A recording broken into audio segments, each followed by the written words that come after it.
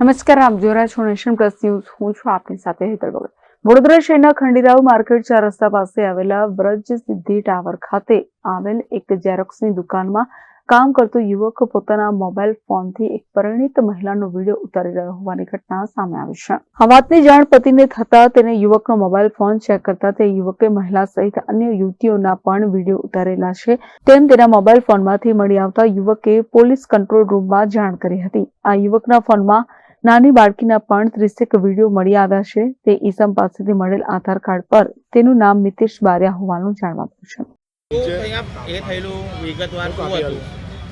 એટલે મેં દુકાનેથી ઘરે જતો હતો, મારા વાઈફનો મને ફોન આવ્યો. એ લોકો કવર લેવા ગયા હતા, મારી વાઈફને મારી સાડી. તો એને બાજુમાં કોઈ છોકરો ઊભો હતો તો વિડીયો ઉતારતો હતો. તો એને શંકા ગઈ એટલે એનો મોબાઈલ જોયો. તો એના મોબાઈલમાં વિડીયો ઉતારેલો બી હતો અને બીજી 8-10 છોકરીઓનો બી વિડીયો છે. હવે વિડીયો શેના માટે એ બધાનો ઉતારે છે એ આપણને આજે ખબર પડશે. એના પર કેસ કર્યો છે. કઈ જગ્યા પર આ વિડીયો ઉતારતો હતો? આ વ્રજ સિદ્ધિ કોમ્પ્લેક્સ હતું કંઈ, એમાં કંઈ ઝેરોક્સની દુકાનમાં નોકરી કરે છે અને એના મોબાઈલમાં 8-10 વિડીયો નીકળ્યા છે.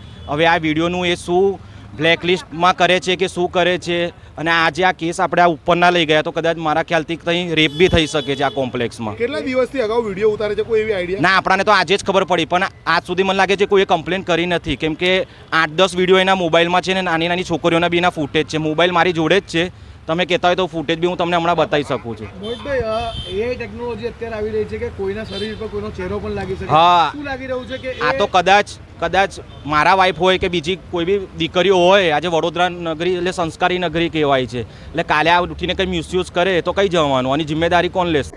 આઈસમને પકડી લોકોએ પૂછતા તે નશાની હાલતમાં હોવાનું થતા કોઈ જવાબ આપતો ન હતો. આખરે લોકોએ ભેગા થઈ તેને પોલીસને સોંપી દીધો હતો અને નવાપુરા પોલીસે ઈસમની અટકાયત કરી મોબાઈલ ફોન કબજે લઈ તપાસ હાથ ધરી છે.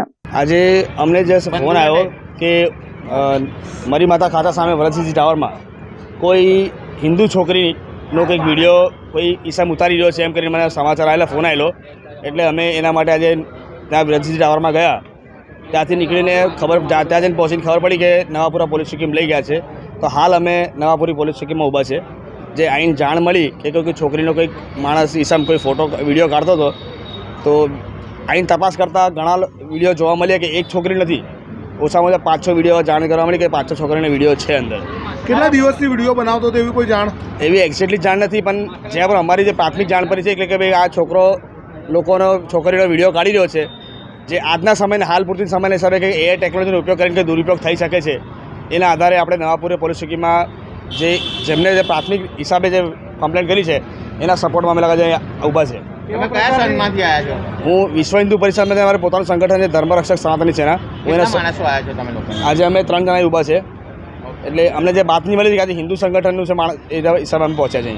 કયા પ્રકારની સજા મળવી જોઈએ એવા આરોપી? અમે તો આરોપીને સજા તો એવું છે કે આજે આ જે કૃત્ય થયું છે કાલે ઉઠીને બીજું કોઈ ના કરી શકે, જે એના માટે અમે વહેલા મજબૂત જેટલી મોટી કલમ લાગતી હોય એ પણ સરકાર કાર્યવાહી કરીને અમે માગણી કરી. સાંસદશ્રીને કોન્ટેક્ટ કર્યો, પણ સાંસદશ્રી હમણાં કંઈક બહાર હોવાના કારણસર એમના પીએ મને ઇન્ફોર્મેશન આપી કે એ પ્રયત્ન કોન્ટેક્ટ કરી રહ્યા છે. હજુ સુધી કોન્ટેક્ટ થયા નથી, પણ જાગૃતિબેન કાકાનો નંબર મને આપ્યો છે એટલે એમના તરફ કોન્ટેક્ટ થયો છે. એમને ફોન લાગી નહીં રહ્યો, પણ પ્રયત્ન કરે છે કે વહેલા ત્યાં પહોંચી શકે. Bureau report nation plus news Vadodara.